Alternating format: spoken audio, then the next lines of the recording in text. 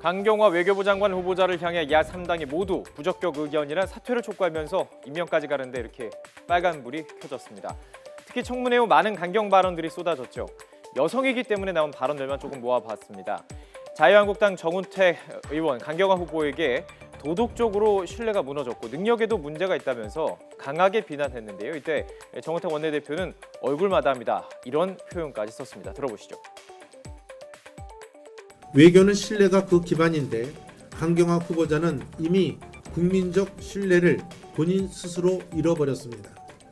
아무리 유리천장을 깬 여성이라 하더라도 이러한 부도덕성과 부적격성을 가진 분이 새 정부의 첫 외교부 장관이 될 수는 없습니다.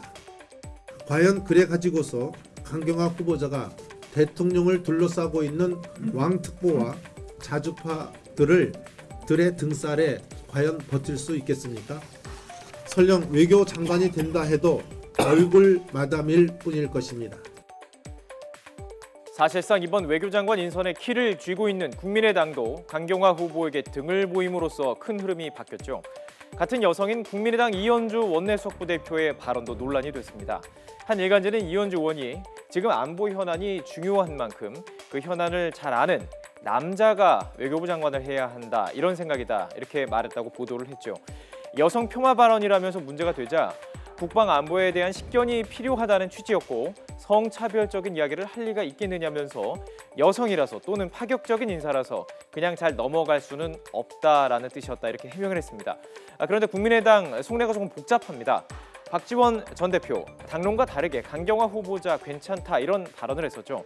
물론 당론 결정 이전의 이야기이긴 하지만 박지원 전 대표의 단독 드리블과 이현주 의원의 발언에 대해서 말이 많았습니다. 이에 대해서 이태규 국민의당 의원은 이렇게 말했습니다. 박지원 전 대표가 강 후보자는 의혹이 많지만 적당하다, 이렇게 이야기했고요. 또 이현주 원내수석 부대표는 외교부 장관은 국방을 잘하는 남자가 해야 된다, 아마추어 수준이다, 뭐 이렇게 이야기했는데 당내에서 좀 이견이 있습니까? 어떻습니까? 일단 국민의당은 좀 자유로운 정당이라는, 그렇죠, 일단 그런 정당이라는 말씀을 드리고요. 네, 또 네. 의원마다 이제 개인의 의견은 자유롭게 개진되고 또 존중돼야 된다고 생각을 합니다. 예. 그러나 이제 최종적인 어떤 당론을 모아가는 과정, 예. 이런 부분에 있어서는 이제 주로 이제 청문위원들, 네. 담당 청문위원하고 원내지도부의 어떤 일차적인 판단과 평가, 네. 그거를 토대로 이제 의원들의 의견을 수렴해서 예. 결정하는 과정을 갈 것 같습니다. 여성 첫 외교수장을 바라보는 입장, 바른정당도 비슷한 일이 벌어지고 있습니다. 공식적으로 강경화 후보에 대해서 부적격 의견을 내고 있는데요. 당내에서는 다른 목소리도 조금 들리고 있습니다.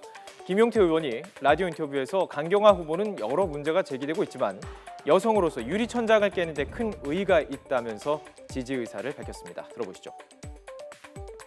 신상 관련 문제가 몇 가지 제기됐죠. 근데 저는 이런 문제가 외교 분야에서 유리천장을 깬다고 하지요. 이런 파격적인 인사를 무산시킬 정도인지는 잘 모르겠습니다.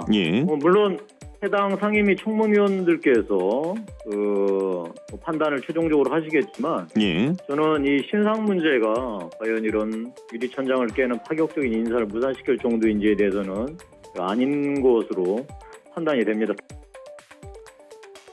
여성이라서 된다, 또 여성이라서 안 된다. 첫 여성 외교부 장관 후보자로 둘러싼 말들을 조금 모아봤는데요. 야당의 강경대응에 첫 여성 외교수장 임명에 현재 빨간불이 들어와 있습니다.